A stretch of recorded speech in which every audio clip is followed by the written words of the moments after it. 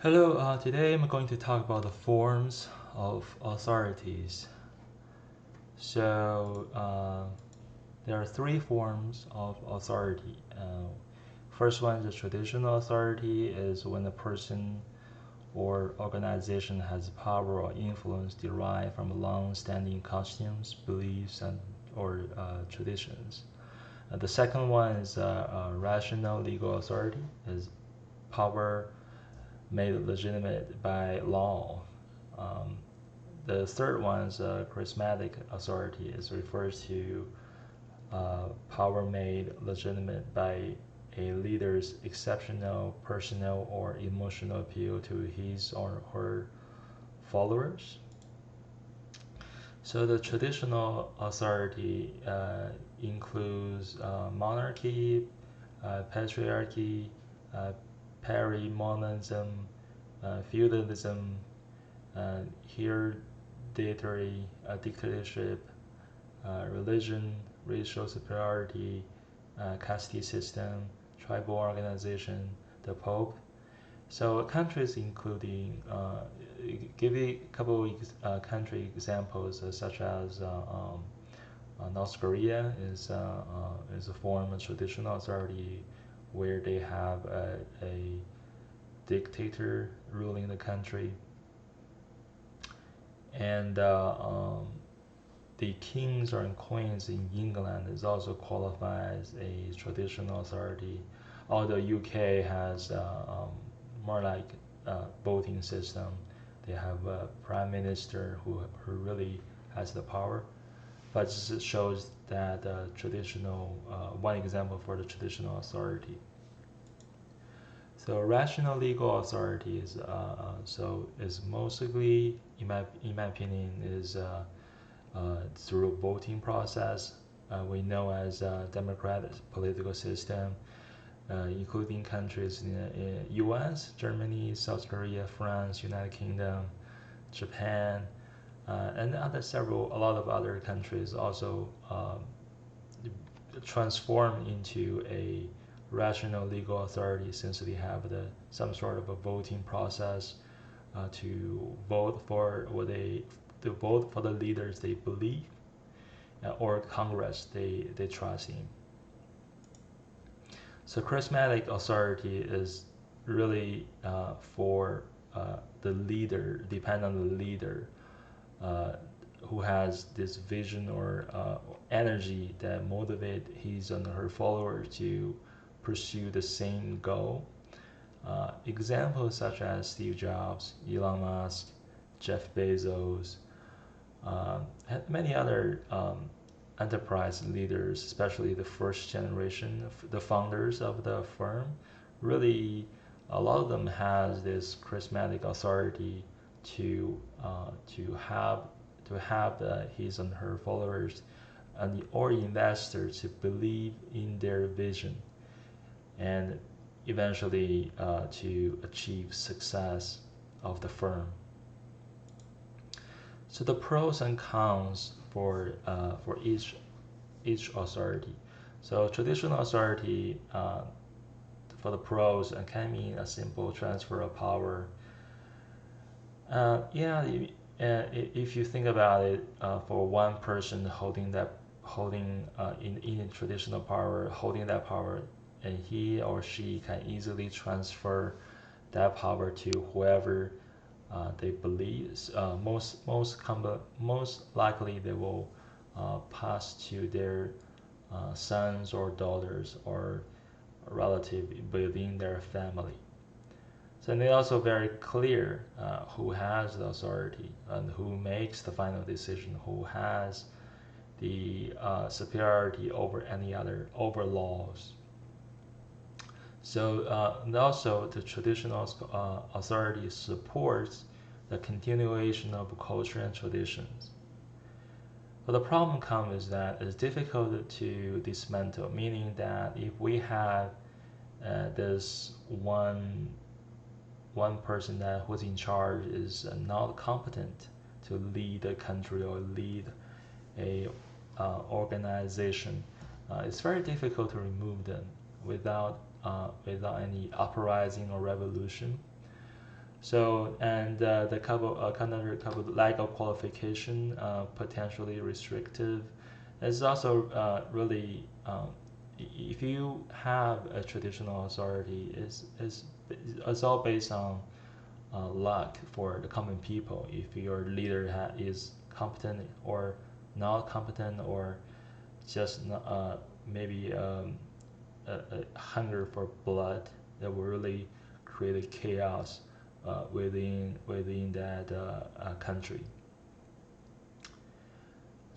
And the rational legal authority, as mentioned before, the rational legal authority is a system that the leader is being voted, being elected by the common people, and is usually the system pursues the equal opportunity for everybody, and also promotion of education, provide uh, chances, provide equal chances for everybody, including men, women, different people with different colors. So as long as you're a citizen, you're in that country, you'll be you'll be have a chance to vote for the leader that you trust in. And one problem is that rational legal authority is the consensus based on agreements, and the lacks of flexibility. So in the U.S., as we live in the U.S., often we often hear that people having hard time to work with government because they have procedures and hierarchy. We have to follow through. Um, and it lacks the flexibility. The law cannot custom made for individual. So if everybody is different, then uh, everybody has to go through the system, and people um, having a hard time is that they are not they have to wait for the process to be done, and so it takes a very long time for some people to get what they want. So charismatic authority allow for improved sense for connection between people, can inspire others to change, ensure individuals can identify strongly with their team heads and team members. So it's really that in charismatic authority, in my personal opinion, it's really depend on the leader's vision. You if you have the beliefs for your from your followers, you can encourage them to work towards the same goal and work really hard to pursue that same vision as the leaders. But the problem comes is that is usually if the leaders along the way become corrupted, there really can be destruction for the team or organization. And also the charismatic leadership dies with the death of the leader. That's very often happens in the founders die with the founder died, and then the enterprise will die with him or her. It's also too dependent on personality, and hence is less reliable.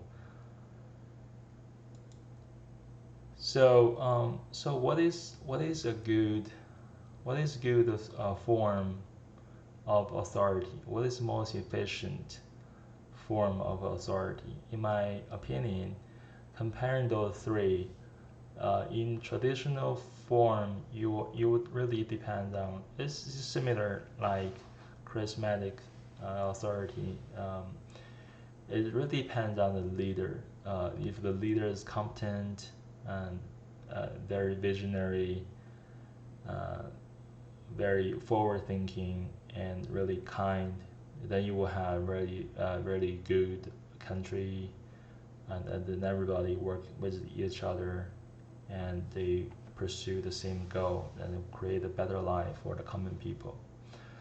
However, if you have a leader that is not competent and lacks of qualification, then even worse yet, lacks of integrity, really it could really bring chaos within that country or any organization.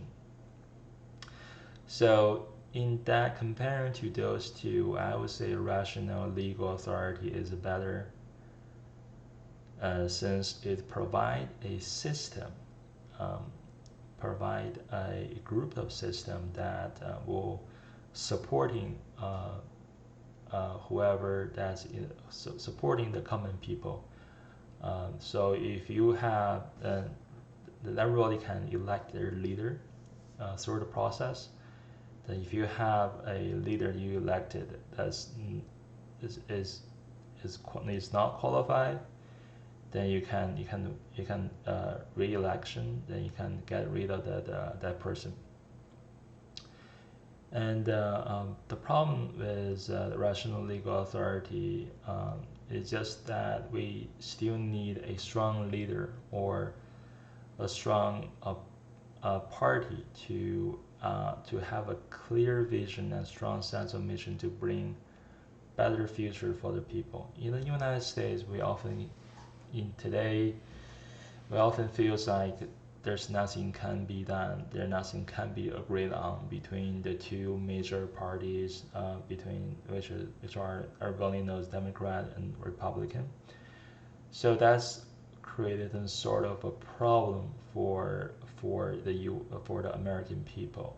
So then we have decide um, is which one, what kind of a life we want.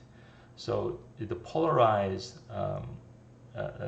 thinking is can be damage, can bring damage to the system. So you have people extreme to the left and you have people extreme to the right. There's less and less people that in the middle.